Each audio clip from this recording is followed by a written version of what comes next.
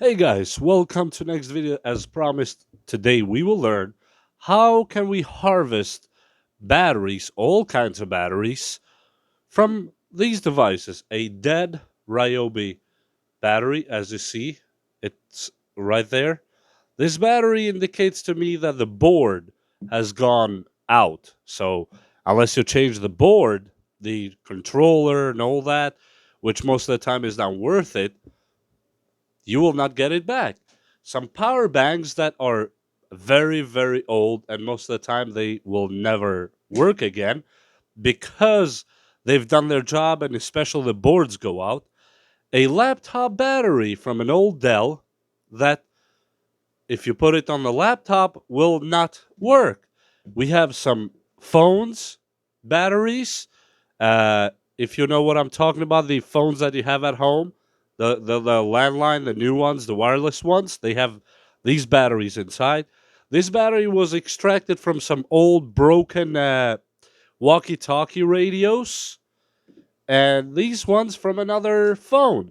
So these will produce us some AAA batteries that you can recharge and use for your remote controls, as well as these AA size batteries that you can use for your remote controls as rechargeable batteries.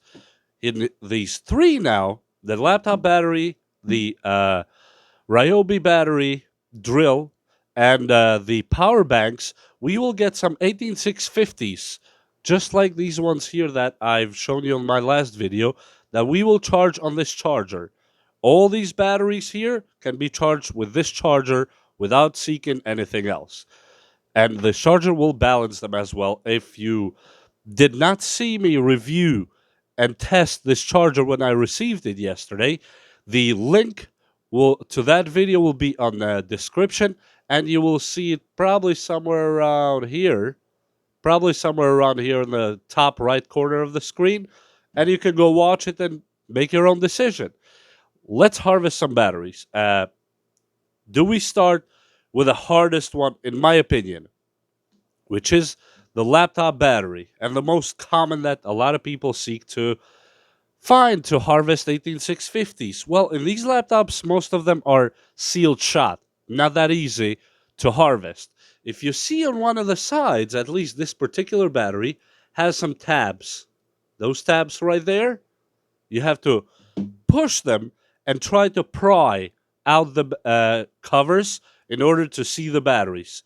Let me break the seal so we no longer have warranty, and let's speed up this process. As you see, it came off quite quick. Actually, I expected it to give me a lot more headache than what it did, but it's okay. So, in this case, you must make sure when you're prying it open not to shorten anything inside or to puncture any of the batteries, which you will have a really bad time because they actually become almost like bombs, like mini bombs. Let's go ahead, take the rest of the cover. We are no longer going to use it. Well, actually, you can use it. Let me tell you how, but it's a little bit of a pain. You can use this board here. Most of the time, this board is good. These batteries will produce around 19 volts at 60 watt, which is plenty to. You can create a board of lights, a charger with it. You can create a lot of stuff, and I'm talking about this board you see right inside here. There are ways to modify it and use it with these batteries to create a charger or for any other projects that you might have. Now let's get to the point and take the batteries out of it. At this point, do not use a pry bar or screwdriver or anything inside because you risk a lot to punching them, bending them, or just shortening the circuit itself. You can take them with hand. It's just a little bit of adhesive. Yeah, it's a pain, but it's doable. Let's take them out. And as we see right here, it looks actually in great condition. I almost feel bad taking it out, but I have to take it out because that's my whole purpose on this video. And I will try to charge them with this charger. Let me pry them first. First, before you go any further on this point, I suggest I suggest you disconnect the first battery and the last battery to begin with. Then you continue on the middle, so we eliminate the chance of creating a short and starting a fire. This should be just a nickel strip, right, as such. Then we take the other side, pull it just a little bit so you have enough space. Try not to shorten them with each other. You put the cutters inside,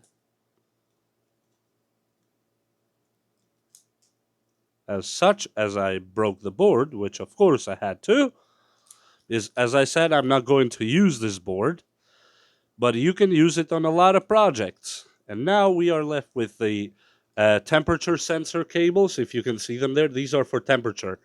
And we are no longer in need of that. We take the last remainder of the board out of it, put it on the side, and now it's all just a matter of disconnecting them and try to rip as less as you can. You can use a better tool for this one, actually. Instead of doing what I'm doing, you can just use one of those small flatheads and put it under and just pry up like this, and they come out cleaner, which I probably should keep doing that part. And as we see, we got 6 beautiful batteries. We turn the machine on. I'm going to put it on 20. And let's see if we have anything on them. The first one, 2 5, 3 6, 3 6, 2 4, 2 6, 2 7, 2 6. So as you see, they're very imbalanced, and probably the lower ones that were under 2.5 caused the rest of the batteries not to work properly on the laptop, and the charger board not to pick up on them and to think that they are actually dead or faulty. And let's throw them on the charger while we undo the Ryobi next. Let's put them all in charge. Are charging, as you see right here. And we will put them on the side and let them charge slowly. Take their time. Let's get with Ryobi. I pre-removed some of the screws, but I will show you what type of screws. It has the anti-tamper screws, the star with a pin on the middle. I think it's supposed to be a 10. It's one of these things here. If I can pull the right one out. Where's my 10? Right here. Not sure if I can put it on the camera, but it's this kind of screwdriver here. As you see, this bit, you put it on a regular screwdriver, and you just start taking them all out. And now we remove the top of it. Sometimes you will have to pry these sliders on the side. Sometimes it comes easier. In my opinion, it has some kind of small latch that holds onto it on the back side of it, which is not really a problem. You lift it just a little bit, you put a screwdriver, and then you remove the taps. You can put them back on later if you are just repairing it. When you pull, you push up this way. You take the tabs out, and then you start lifting gently, because here towards the bottom, it has a like a tab that holds onto it. As we see, it came off. Here's the 2 sides for your clips, the locks, if you want to save them and do a repair. This is all the garbage we produced so far. You know, harvesting batteries creates its own garbage. Now this is the top of it. At this point, I suggest you be very careful, because even though, let me measure the top of it and show you that this actually, even though it might show 0 in here, it still has some juice inside. Let's turn it on. Let's go to 200 since I don't want to damage my device. We go here, and as you see, 0. Complete 0 here, right? But let's check the shoes if they're real 0. because they hold charge. Let's go in one side. As you see, we have 15.5 volts still going on in the battery bank itself. 15.5 volts inside. What I suspect on this one is the board itself. The control board inside is, in my opinion, fried. And let me do a quick visual check, which, yep, I already see a few resistors actually blown up here and here as if it had some kind of water damage. I'm not sure if the camera will pick this part up. If you see on that side by the yellow cable, you see them burned up. And behind that middle control pin, it's burned up, just as expected. Now, in this case, you have to take the whole bank out. If you want to take it the safest way, just flip it over and pull.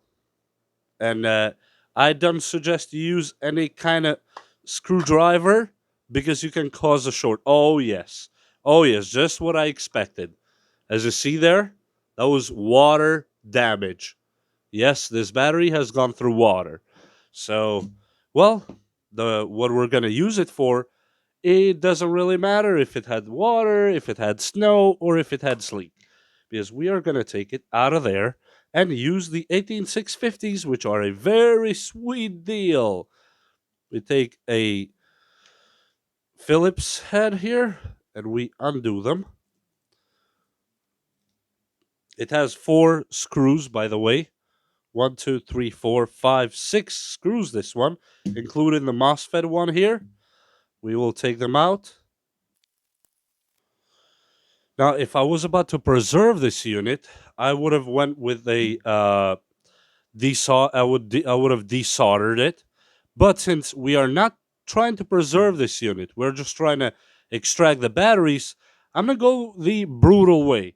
You can either cut this part here, as you see, you can lift the board and cut it, or you can lift the batteries as we did in the laptop batteries, lift them one by one, and you can just detach them from here, which is very easy to do since this one has been underwater and it will not put any big resistance with us.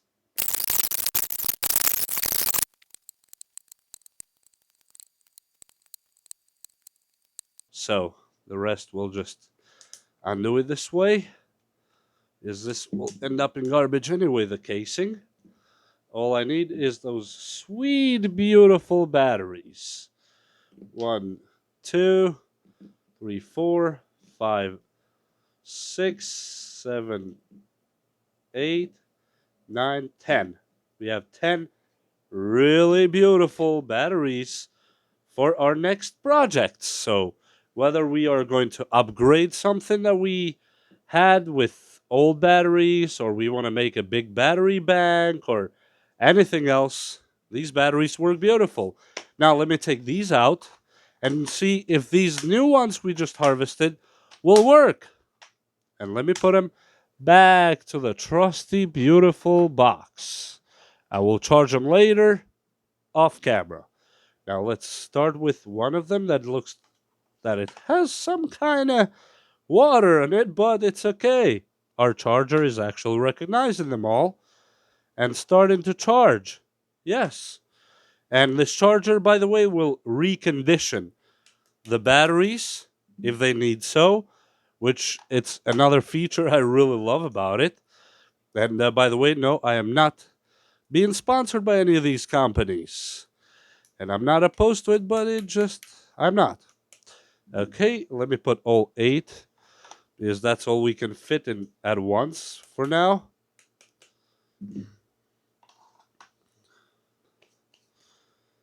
And yes, all 8 of them are charging. I'm going to put these on the side here because I'll have to charge them later. As you see, it says charging on all of them and all recognized as lithium ion. Okay, this 2 ones are jumpy. That means the charger is trying to manage to see if they're lithium or nickel, but it will detect that they're lithium and start charging them as lithium. Now let's jump to the next one. So the mess is getting bigger and bigger.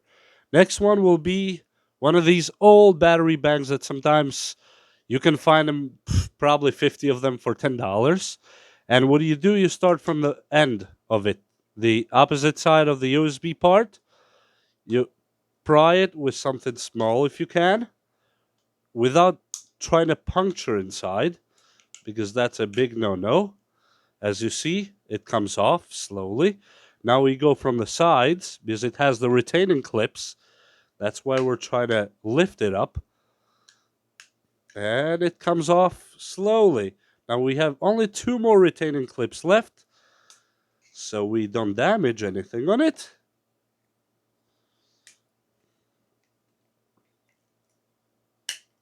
And here it goes. It's all out. Take the battery and the charger out. This is the pad that protects it from shorting with the board itself. It's a very tiny board, actually, and these batteries are really nice. So even if you don't want to use this battery, but you just want to use this battery bank again for, I don't know what would you use it today, because most of the new phones have a way higher capacity for than it. But in any case, you can actually take this out, take the soldering, the spot welding that it has on from both sides.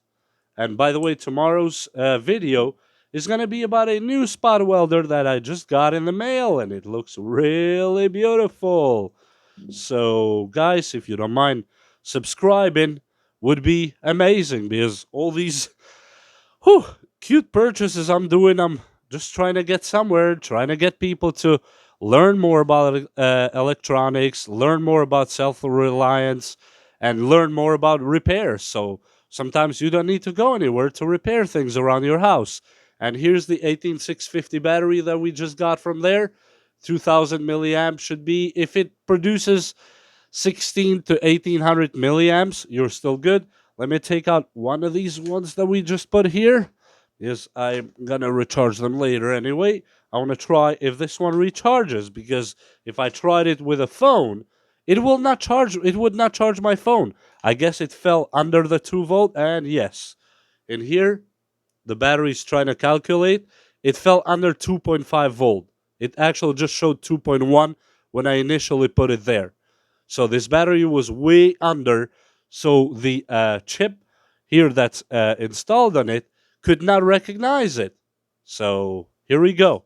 That's another battery that goes to the collection. Now, for the double A's and triple A's that I promised in the beginning, this is going to be a little bit easier than doing what we just did right now. These old phone batteries, the handheld phones that you have around the house that sometimes they came for free from AT&T and whatnot. Well, these are not that hard actually to harvest at all. You just find a knife, possibly the cutest you have around the house, and try not to puncture the battery. They just have a shrink wrap around them. That's all they have. So try not to puncture the battery. In my case, I will put it side to side and go towards the other end and cut it. And now that the shrink wrap is cut, the batteries are exposed. After they're exposed, you can use whatever you like. You can use a soldering iron to desolder. In my case, I'm just going to do it by hand because I find it a little bit easier, just for demonstration purposes here on YouTube to you. And this is another cable that we can just take with our snips right here. Let's take it off the battery so we don't short again. We take this one out. We go on the side here. So the circuit is open and we don't short anything. Here it goes. And this one here, you can use either the small flathead or just you can detach them by hand. I'm going to go with a small flathead just to make it a little bit nicer this time. You go in, you take them out. It's just, this one looks very light. Tap of spot welding. And as you see, these batteries have some adhesive on the middle, but they should not be impossible to detach from each other. Here we go. Boom. And you have beautiful batteries for your little remote, for whatever you want them. They're rechargeable, 1.2 volts. They're usually, but most of the time, these lithium ones have a higher capacity inside, so that's worth it. And they're going to be better than some of the Amazon batteries you buy now from China, which will last a total of maybe 3 4 days. And let's try if it charges here. Let's take this battery. Let me take all these batteries out so we don't get confused. We put them there because my plan is to make a huge battery bank with all these collected 18650s. And let's try the tiny one, which is always not easy to put on. And yes, the charger is recognizing it and charging it. I'm not sure if you can see it on camera. I'm not going to go ahead and charge them yet because I have other stuff to do at the moment. And that goes for the AAAs that you can use now on your TV remote. Let me put them on the side. We have 2 more to go, but I'm not going to do them on video. So you get the point. And now we have the AAs. These AAs that came off a walkie-talkie will be the same exact way to harvest as we did with those AAAs. For some reason, it has some electrical tape over it, which we will unwrap right here.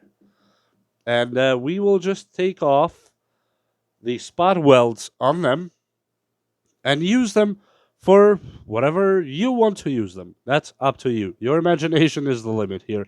These batteries are extremely useful for a lot of stuff around the house, around the shop, and for a lot of devices that you don't want to be buying batteries daily and weekly, because I see lately a lot of stuff somehow is draining batteries a little bit faster. And if you don't want to run into that, start harvesting batteries. They're actually good and they work. Let me take this top off because we don't really need it. Let's get the other part off. It has a lot of electrical tape, which probably electrical tape on this one is worth more than the batteries themselves. We detach this last bit of spot welding, and now we have only one more weld left here to take off. It's one of the retaining walls. That's the spacer between them. We lift it up, and it comes with the leg itself. You take the snips, you snip, snip, snip, snip it out of there. And now the batteries are ready to be freed from there. Oh, that feels so good. We got here. Some of it, you might strip the plastic. Don't worry about it. It doesn't really matter. Because they're so old that they created almost like a bond between each other. This one has a literal bond with a adhesive, looks like, more than anything. And we take them apart and we try one of them. Look how beautiful that battery looks. Not sure if you can see it. It's just a regular AA, but rechargeable. Well, let's see if this can be recharged again. Let's put it on here. And if it stays, it stays. And yes, it started charging. And the battery is good to go. Just let it charge on this beautiful charger. And that's how we harvest batteries. That's how I did these 2 battery banks from another Ryobi 4-amp battery pack. So now I have these ones here, which is a big pile. Not sure if you can see, but the box goes down and down and down. All 18650s, which I'm planning to build a big battery bank with solar panels. Instead of just having a regular battery, I will build the solar battery with these. And that video will probably come soon. And just stay tuned. We are trying to make a lot of stuff in this channel, but tomorrow's video might be about a spot welder that I just received. This one here. This is going to be a beautiful video, and we will test spot welding capabilities of this spot welder on some of these batteries, just for your pleasure and for you to learn something and to make things yourself. You can save a lot and you can build a lot with them. With that said, thank you for watching. If you like and subscribe, I'd appreciate it. If you don't, it's okay still. Thank you for stopping by my video, and I hope you learned something. See you next time. Bye!